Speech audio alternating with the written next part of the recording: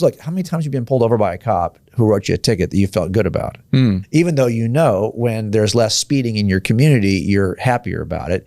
You don't want to be the one who gets pulled over for that ticket. Right. So you're always put in that position where you're like mom and dad having to just enforce rules on a community that likes having rules enforced, but don't want them enforced against them. So do you think, Jim, that's the logic behind this? It's back to equity now. We have to have equal outcomes. That's right. And if certain groups of people are being locked up more, maybe because they're committing more crimes, the way to fix that is just say, well, we're not going to lock you up anymore, even though you're still committing the crimes. So you can address the issue at one end of the trail or the other. You can address it at the beginning of the problem, right, where we talk about equality issues, or you can address it at the end of the chain, in which we talk about equity issues, right? And it turns out that you're never going to fix it by addressing it from the backside.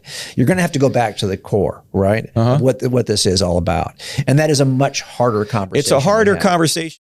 When the biblical authority is undermined, you're going to get a lot of questions by otherwise faithful Christians because now they're not confident in the authority. And what else is left? The only thing that's left is moi, self, you do you. Yeah, that's right. Yeah. You leave some competent source of authority, God. If it isn't God, it's you. That's it. Really, you in power. I wrote a piece last year, you might have read it, and I was developing this idea that there are one of two forces that are always going to rule either individuals or civilizations, and that is truth or power.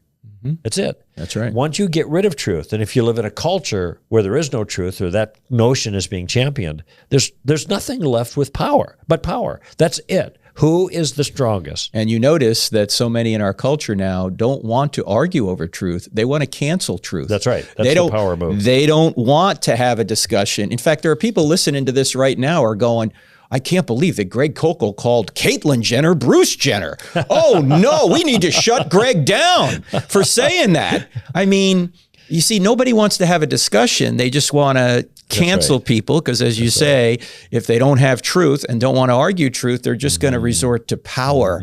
And that's really what's going on, ladies and gentlemen.